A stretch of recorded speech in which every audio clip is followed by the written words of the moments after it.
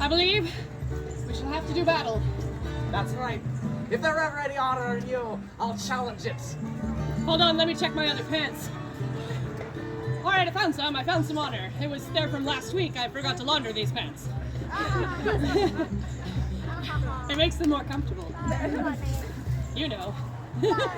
Of this illustrious audience. Oh, they are illustrious. Beautiful diadems like stars in the night sky, twinkling, radiant, and shining.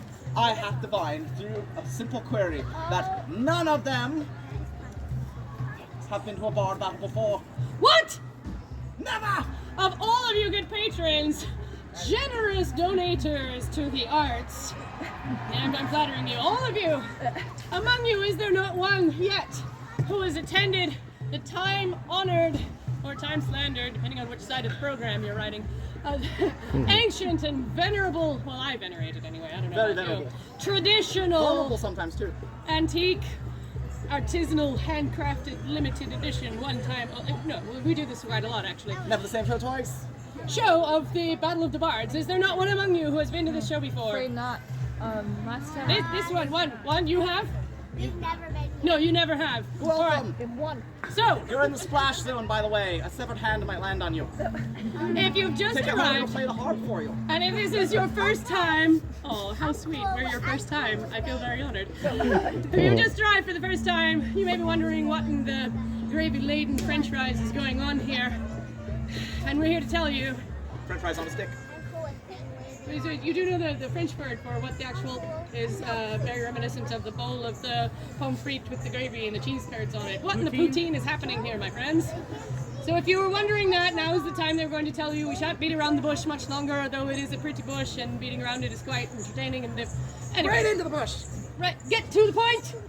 The point is, I came to do a show, and my time slot and my name was written on it and everything, and this fellow bard of the arts has That's appeared true. and challenged me to a duel, and as it seems that we were scheduled to do this and we did it yesterday, and he almost won but not really, and I demanded a rematch, and so here it is, the rematch, the Battle of the Bards, where we shall do mortal combat Immortal combat. I to would prefer. the death, or perhaps to the little death. Wink, wink, nudge, nudge. That's a French joke. It is. You're the only one who gets it. Anybody here French?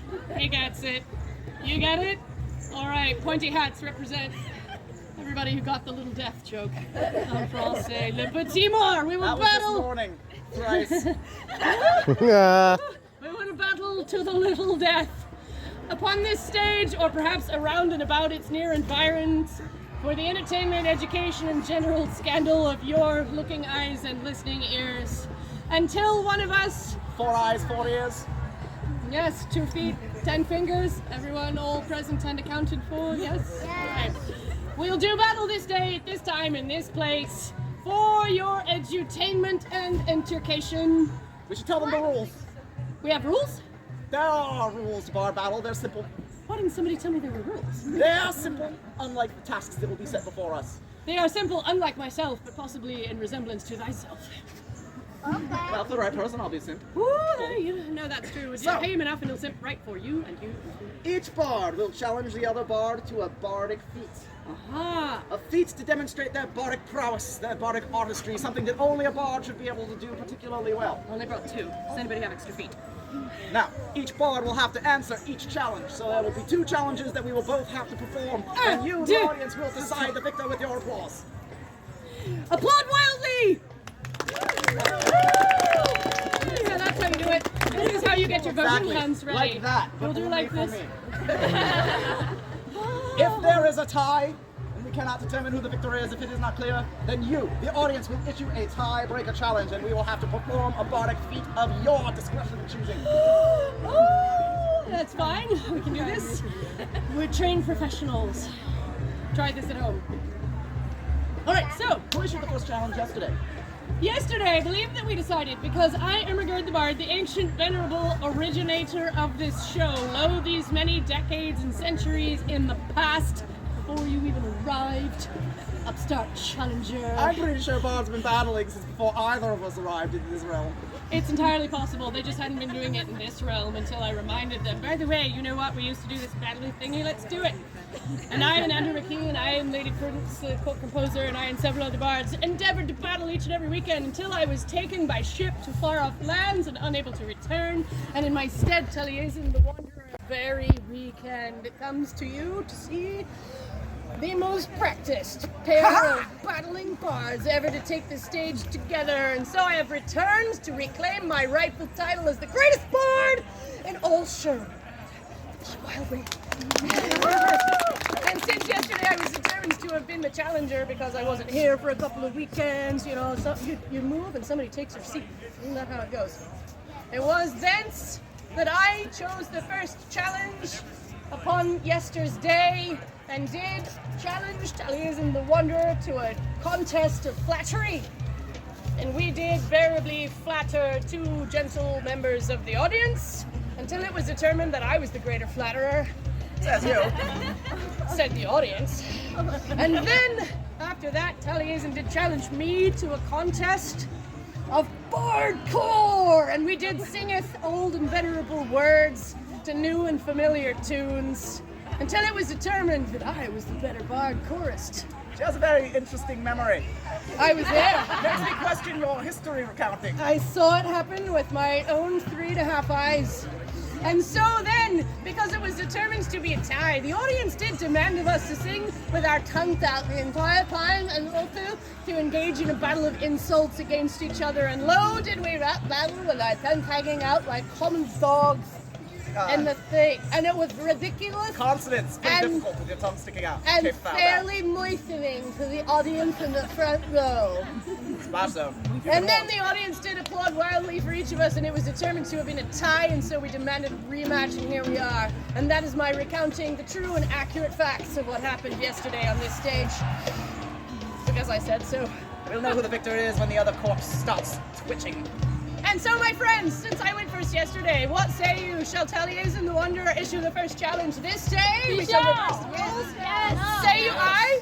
Aye. Yeah, it is decided. It wasn't my idea. They came up with it. You have to respect what the audience tells you to do. That's what kind of show this is. Oh, in your case you said 3.5. And so, Taliesin, what will you? What shall we this day contest upon in order to entertain and educate these goodly people? And What are various bards assorted... most known for? I don't know, what does a bard do? Singing, right? Anybody? Oh yeah, we do that. Ballad. Special. Yeah, Did you know that bards are often also magical? Capable of amazing feats? Well, I knew this because we did it, but yeah, no. Did you know that? Yeah. They knew this. They're very smart. Did you know that one of the magical powers that true bards are said to be endowed with is the ability to spontaneously create verse? Now it sounds mundane, Definitely. but if it's Definitely. I magical, knew it's that also one. better. Sure. Let me go summon some magic. All right, I've got it. Verse. So, am I to understand you correctly, Taliesin the Wanderer? Are you challenging me, Ermagerd the Bard, the greatest bard to ever walk the grounds of Sherwood Forest Fair, to a contest of spontaneous poesy? Based on themes from the audience will give us themes and we will create a song about it. Oh my. A simple task for a bard. Oh yes, we do this all the time. I'm a professional. So what shall our themes be? What shall we sing for you about? Oh, we're taking... Condiments? Magic. Ermagerd. Don't forget the magic. These are themes for Ermagerd. magical condiments. Mushrooms! Frogs. Frogs and magic. Alright, that's enough. I can only take 4 or 5 themes at a time. I'm a professional and possibly magical, but we haven't got all day. Alright, if you want a 5-hour rendition of the magical condiments of a doorknob, a walrus, and a koala, It's 5 hours of Ermagerd singing about it. you'll have to come to my show at 4 of the clock in the Villagers Square stage yonder. But for now, let's stick to about 2 or 3 of the themes, and I shall go and retrieve my instrument. They say you brought yours strapped to your person. I take better care of my instrument, put it in a case. Or instrument trapped in a box, never gets to breathe the open air, never gets to adventure, Oh, mine gets some collect twigs and leaves in its hollow, gets smacked into nights as you run across the Kissing Bridge. Yes, well. That's what you're supposed to do at nights when you're running across them on the kissing bridge. Didn't you know that? If you don't, they'll kiss you. And who wants that? Knights are gross. They have germs. What can I have? What kind of instrument do I have? This is a 4-course free-entry tune, 8-string tenor ukulele, which is a direct descendant of the Portuguese and Spanish vihuela family from the 16th century. And if you want to know more about it, come and see my show at 4 o'clock in the Villager Square, or my show at 2 and 45 in the Three Stacks pub, where you can learn all about my instruments and thousands of years of magical history and story and song. And oh my, look, there's a parade. This is the wrong turn. They were on their way here. They don't usually come this way that loudly at this time of day, but we'll just have to simply be louder than them, shall we? All right, so.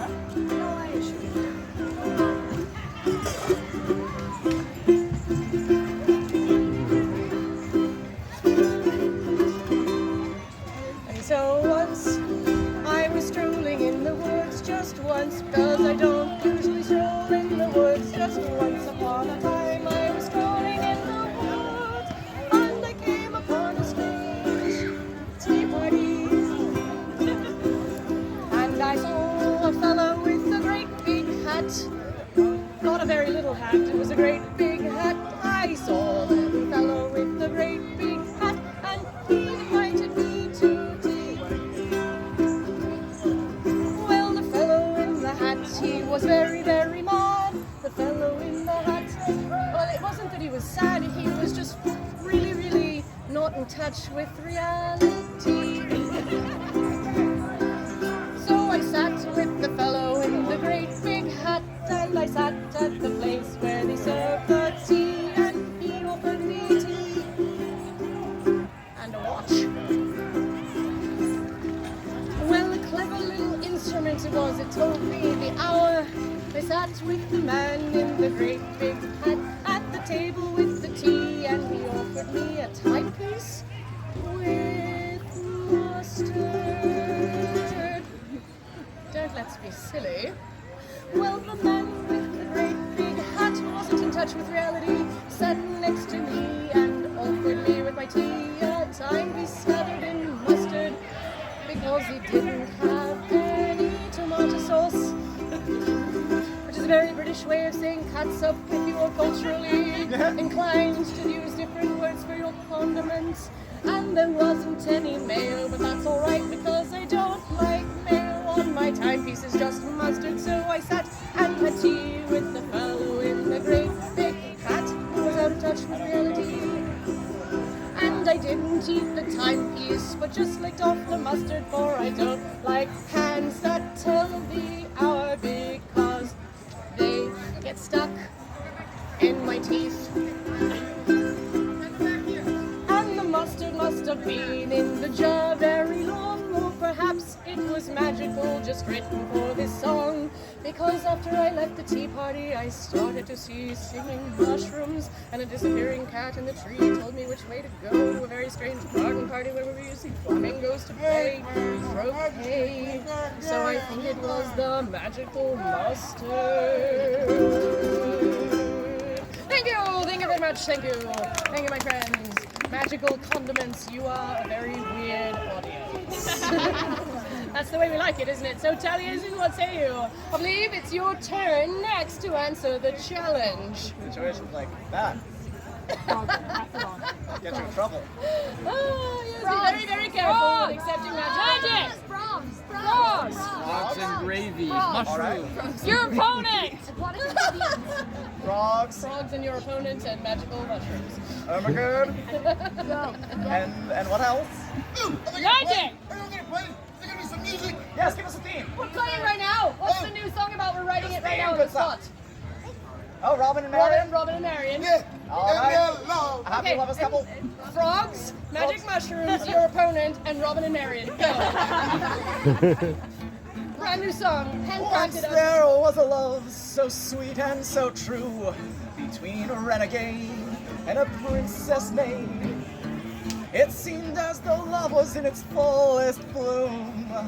Between them and the love they played, they hid in trees and jumped down on moving carriages, grabbed the rich folk out and shook out all their coins. It was only a matter of time before marriage.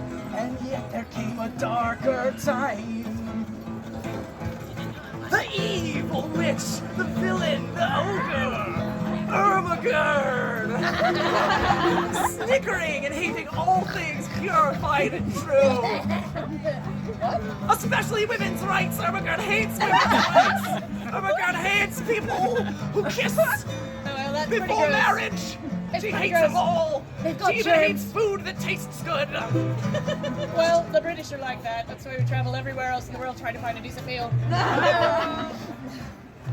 She brooded on her plan to split apart this fair maiden and man. So she found a prince to drive a wedge in between them. But he was still frog. It's true. Bro, how are you gonna help me break up this So the relationship? frog with Mr. offered money. You want to help me with this part? Ribbit, ribbit. Ribbit, don't forget to look at Marion. Ribbit, ribbit, ribbit, ribbit. Of She course, said frogs, I you do it. would rather stay with my poor outlaw hubby. And although the frog said I have a very long tongue, stick out your tongue, Marion. I can catch flies for you all day long. That's very She intelligent said to I'd do rather that. stay with my only one. He can shoot flies out of the sky with arrows anyways. At 40 paces, I've seen it happen. What do you think happened?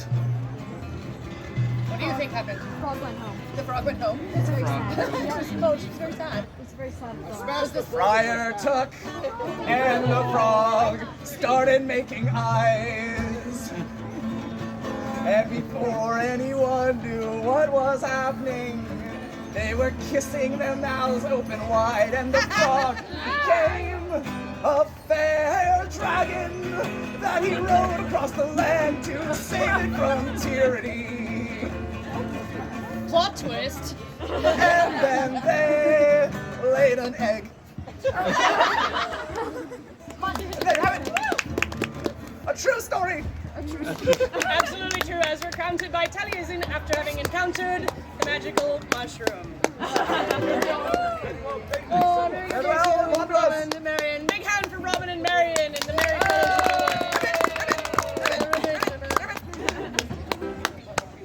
If you see a frog turn into a dragon that lasts more than 4 hours, consult your chirurgeon. This PSA brought to you by Battle of the Bards.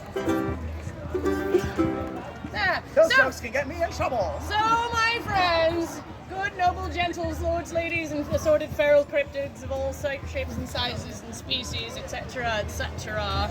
What say you then to this first round of the Battle of the Bards? Who has emerged victorious from this strange contest? Taliesin! Clap loudly for the victor.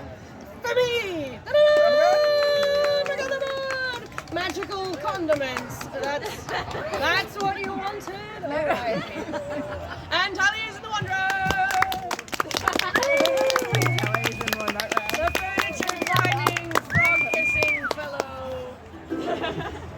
Well, that sounded pretty inconclusive. They didn't seem too happy. I think we just both lost the same contest. Well, let's just keep it going. Let's see what Alright, happens. so in that case, what we'll have to do is have yet another challenge. Dun dun dun. Oh, I did that by myself. Alright, everyone together, take a deep breath. Ready? Another challenge! Dun dun dun. Alright, so, and I believe it was you that issued the challenge that we both did terribly at. Yeah, so I'll have to think of something better. In addition to making up original poetry on the spot about whatever it is the person in the room wants to hear, because that is legitimately a historically authentic bardic skill that people in the Middle Ages who had the profession of bard were expected to be able to do on command at any point in time, and that's how we made our professional livings. We memorize classical poems for hours every day so that we can sing songs about anything. So, in addition to that, bards were expected to be able to produce cultural information on demand, such as the ancestries of kings and noble families, then genealogies and actual histories, as well as stories of gods and spirits and things